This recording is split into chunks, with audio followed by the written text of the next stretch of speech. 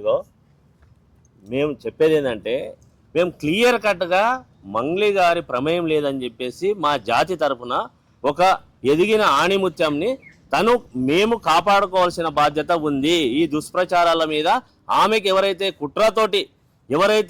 గతంలో తను ఈవెంట్లకు హాజరు కాలేదనే ఉద్దేశంతోటో లేదంటే వాళ్ళ ఇంటర్వ్యూకి పిలువన్నప్పుడు వ్యక్తిగత కక్షతోనో మీరు అవాస్తవాల్ని చిత్రీకరించడం కరెక్ట్ కాదు, గుడ్డు మీద ఈకల్ని పీకడం కరెక్ట్ కాదనే ఉద్దేశంతో మేము ప్రెస్ మీట్ పెట్టడం జరుగుతుంది. మేము అందరం కూడా సంఘాల బాధ్యులం. మేమేదో ఈరోజు మంగ్లీ గారి ఒక్క విషయం మీద పోరాడే వాళ్ళం కాదు. మేము తెలంగాణ మూమెంట్లో ఉన్నాం. నా పేరు రవీంద్ర నాయక్, నేను ఓయి చేసి one of the founder member. నేను అదేవిధంగా ఎల్హెచ్పిఎస్లో పనిచేసినాం.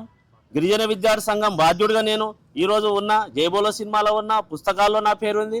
ఆల్ ఆఫ్ సడన్ గా వచ్చిన వాళ్ళు కాదు. మా జాతి కొరకు ఇస్తున్నా.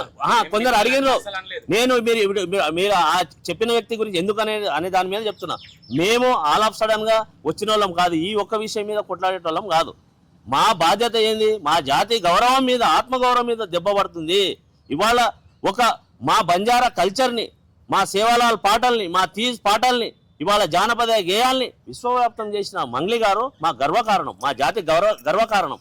కాబట్టి మా బాధ్యత ఏంటంటే ఇప్పుడు ఒక్కొక్క ఎవరు విఐపీలను అనుకోండి, సెలబ్రిటీలు అనుకోండి, ఒకరినొకరు తొక్కేస్తే ఇవాళ మా జాతికి ఏం ఆత్మగౌరవం ఉంటుంది? ఇవాళ మా జాతి ఎలా